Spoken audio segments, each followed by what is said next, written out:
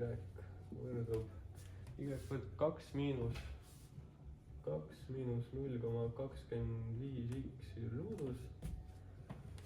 ja see on siin y võrdub, mis ta on, 0,25x ruudus. see 1/4 ja 0,25 on siis täpselt sama asi, panin ta teistsugusele kujule kirja. aga okei, nad tahavad selle kahe graafikuga piiratud kujundi pindala, ehk siis nad mõtlevad seda siin, selle veidriku pindala. siin on, lahendamiseks on erinevaid viise, aga üks, mida keskkoolis kõige rohkem ilmselt harrastatakse, on integraal, ehk siis tegemist on kõvertrapetsiga ning kui ma tahan integraaliga seda pindala siin kätte saada, siis mul on vaja teada selle kujundi kõige vasakpoolsemat ja kõige parempoolsemat x-i väärtust. ehk siis ma oletan, et see on siin näiteks siis ma ei tea, teen näiteks x1 ja x2. ning praegu ma märkan, et need x1 ja x2, need on nende graafikute lõikepunktid. seega mul on vaja neid lõikepunkte ning selle jaoks ma siis panen need graafikud võrduma vahele, et need lõikepunktid välja arvutada. nii, okei, viin tema siiapoole, 0,5x ruudus võrdub 2-ga, jagan 0,5-ga läbi, x ruudus võrdub 4, võtan positiivse ja negatiivse ruutjuure, x1 on võrdne 2 ja x2 on võrdne -2.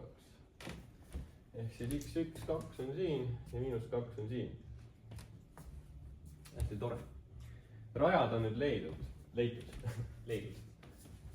leitud on need rajad. ning kui rajad on olemas, siis me saame integraali juba paika panna. ehk siis selle kõvertrapetsi pindala saame arvutada määratud integraali abil, mille rajad on siis -2 ja 2. -2 ja 2. ning kuna meil on 2 funktsiooni, selle kujundi moodustab 2 funktsiooni, siis me peame ülemisest funktsioonist lahutama alumise. ma ise olen mõelnud siin niimoodi, et see ülemine funktsioon on hetkel siin, sest temale sajab nagu vihm peale. ma mõtlen niimoodi, et ülevalt siit tuleb vihm, tuleb peale talle ja siis alumine funktsioon on hetkel see kaare osa. seega ma ülemisest funktsioonist lahutan alumise. kuidas ta välja näeb? ülemine on siis see kaar siin ja tema funktsioon on see. ta on siis see ülemine hetkel. ning sellest ülemisest 2 miinus 0,25x ruudus ma lahutan maha selle alumise ehk siis 0,25x ruudus. vot, natukene läks kõveraks, aga ja siis lahendan sellise integraali ja see peakski vastus olema. hetkel on ta õnneks hästi lihtne integraal, tundub olevat. ma viin need sarnased liikmed siin kokku. 2 miinus 0,5x ruudus.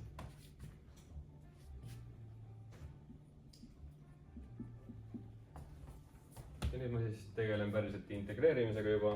siia tuleb 2x ja miinus 0,5 korda x kolmandas jagatud 3-ga.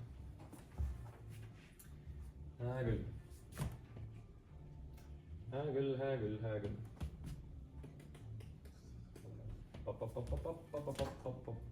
Kuidas ma nüüd vormistan seda, kas ma panen siia siin vormistatakse erinevalt, mõned õpetajad panevad selle kandilise sulu, ma panen ka praegu siis kandilise sulu, et -2 tuleb siia, 2 tuleb siis siia, need on need rajad, mida ma enne välja arvutasin. ning hetkel siin natukene saab seda kuju lihtsamaks teha. See 0,5 ja 3.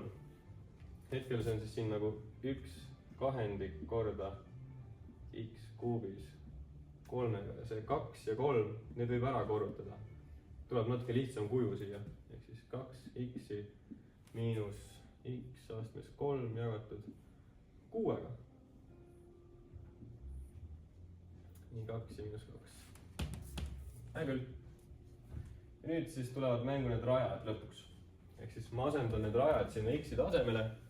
Kõigepealt asendan selle positiivse ehk siis ülemise. Seega 2 korda 2 miinus 2 kuubis jagatud 6-ga. Ning nüüd, enne kui ma hakkan asendama seda alumist rada, siis ma pean meeles hoidma, et siin tuleb miinusmärk. Ning miinusmärk tuleb kogu selle nagu asenduse sisse justkui, nagu, et kogu see miinusmärk on rakendatud kogu sellele asendusele. Ning mulle meeldibki panna siis siia miinusmärgi ja sulu ja alles siis ma asendan selle -2 nende 2 tasemele. Et siis on lihtsalt vea oht on nagu väiksem, et siin on nii lihtne teha mingit märgiviga. Siia tuleb siis see kandiline sulg juba. Nii, aga miinus 2 kuubis jagatud 6-ga. Ja nüüd see on puhtalt lihtsalt välja arvutamise asi. Siin võrdlusmärku. Nii, ehk siis okei, 4 korda 8, 4 miinus 8 kuuendikku. Ja siis tuleb siia +4. Tuleb siis siit. Ma juba võtsin selle sulu ka lahti. Ja siis siia jääb +2 miinuse tõttu. Ja siis tuleb meil miinus juurde, seega miinus. Nagu siin on nii palju miinusmärke, mille peale peab mõtlema. Õudne. Ja siis tuleb 8 kuuendikku. Nii. Ja noh, see on nüüd kalkulaatori küsimus juba. Mis ta tuleb siis? 8 miinus 16 kuuendikku. Palju see tuleb siis? 8 miinus 16. 5/1/3. Mitte kõige ilusam vastus. 5/1/3, kuna tegemist oli sellise kõvertrapetsiga, tal ei ole otseselt ühikut nagu sentimeeter või sorry, nagu ruutsentimeeter või siis ruutmeeter.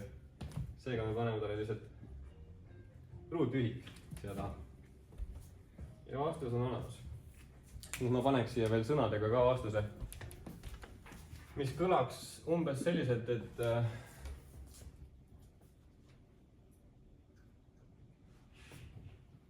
selle kujundi pindala on 5/1/3 ruutühikut.